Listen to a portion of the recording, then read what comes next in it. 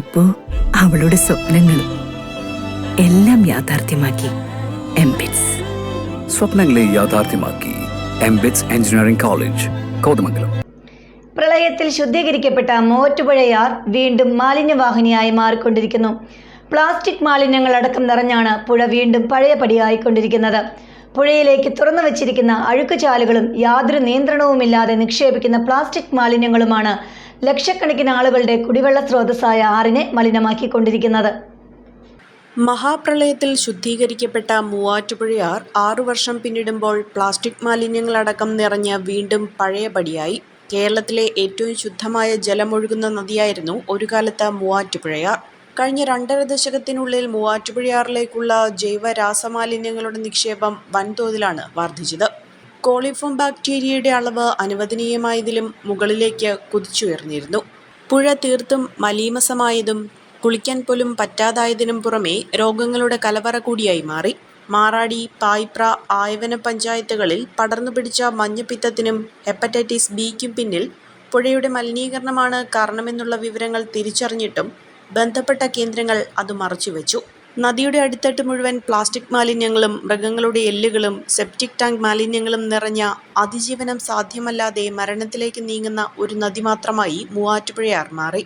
എന്നാൽ 2018 മഹാപ്രളയം കാര്യങ്ങൾ മാറ്റിമറിച്ചു എന്നാണ് പരിസ്ഥിതി സംഘടനകൾ പുഴയിൽ നടത്തിയ പഠനങ്ങൾ തെളിയിച്ചത്.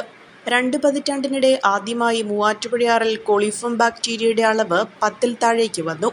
ഇപ്പോൾ വീണ്ടും പുഴ പഴയ അവസ്ഥയിലേക്ക് മാറുകയാണ്.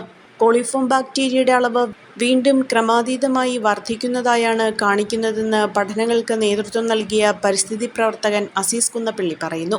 ഫ്ലഡിൻ്റെ ടൈമിൽ ഈ പുഴ ഏറ്റവും ശുദ്ധമായി ഒഴുകിയ ഒരു കാലഘട്ടമായിരുന്നു. ഇതിൽ 70 to 90 ഈക്വളി കണ്ടന്റ് വന്നുകൊണ്ടിരുന്നത് വളരെ പെട്ടെന്ന് കുറയും 20-ലോട്ട് വരികയും ചെയ്തു. പിന്നെ അത് കോവിഡ് ടൈമിലാണ്. കോവിഡ് ടൈമിൽ ഈ പുഴ ഒഴുകിയതെന്ന് വെച്ചിട്ടുണ്ടെങ്കിൽ കുടിവെള്ളമായിട്ടാണ് ഒഴുകിയത്.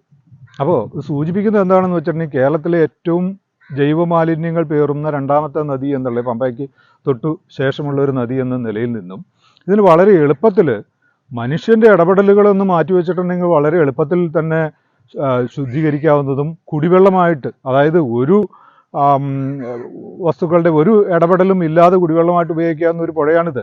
വേറെ യാതൊരു രാസമാലിന്യത്തിൻ്റെ ഇടയില്ല. പക്ഷെ അവിടെയാണ് ഇവിടെ ഇതിൽ ലെഡിൻ്റെയും കാഡ്മിയത്തിൻ്റെ അടക്കമുള്ള കനലോഹങ്ങളുടെ സാന്നിധ്യങ്ങളും ഏറ്റവും കൂടുതൽ ജൈവമാലിന്യങ്ങളൊക്കെ പേറുന്നൊരു നദിയായിട്ട് മാറുന്നത്.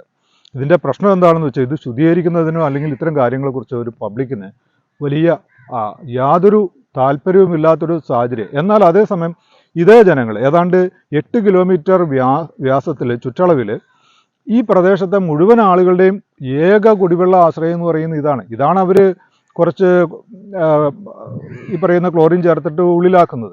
അതിൻ്റെ ഫലമാണ് കേരളത്തിൽ തന്നെ ഏറ്റവും കൂടുതൽ രോഗികളുള്ള ഒരു പ്രദേശമായിട്ട് ഈ എറണാകുളം ജില്ലയും മൂവാറ്റുപുഴയും മാറുന്നത് തന്നെ. അപ്പോൾ ഈ രോഗത്തിൻ്റെ അടിസ്ഥാനം എന്ന് പറയുന്നത് നമുക്കുള്ള പകർച്ചവ്യാധികളാകട്ടെ വൃക്കരോഗങ്ങളാകട്ടെ എല്ലാത്തിൻ്റെ അടിസ്ഥാനം എന്ന് പറയുന്നത് ഈ പുഴ തന്നെയാണ്. മനുഷ്യൻ്റെ ജീവൻ എന്ന് പറയുന്ന സാധനം ഈ പുഴയാണ്.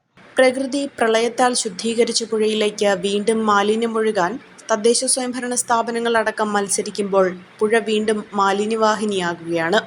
നഗരത്തിലെ മുഴുവൻ മാലിന്യങ്ങളും തുറന്നിരിക്കുന്നത് പുഴയിലേക്കാണ്. അറവ് മാലിന്യങ്ങളും കക്കൂസ് മാലിന്യങ്ങളും പുഴയാണ് ഏറ്റുവാങ്ങുന്നത്. നിലവിൽ കോളിഫോം ബാക്ടീരിയയുടെ നിയന്ത്രിത അളവിൻ്റെ 10 മടങ്ങ് വർദ്ധിച്ചിരിക്കുന്നു. ഖനലോഹ മാലിന്യങ്ങളും അജൈവ മാലിന്യങ്ങളും ഏറെ വർദ്ധിച്ചിട്ടുണ്ട്. പുഴയുടെ സ്വാഭാവിക ഒഴുക്കിലും വ്യതിയാനമുണ്ട്. പ്രളയത്തോടെ പുഴയിൽ വൻതോതിൽ നിക്ഷേപിക്കപ്പെട്ട മണലും ഇതര ജീവസാഹചര്യങ്ങളും നിലനിർത്താൻ കഴിഞ്ഞില്ലെങ്കിൽ പുഴ ഒരു ദുരന്തമായി മാറുമെന്നും പരിസ്ഥിതി പ്രവർത്തകർ മുന്നറിയിപ്പ് നൽകുന്നുണ്ട്. Omania mobiles, AM road, Perumbavoor, PO junction, Muvattupuzha.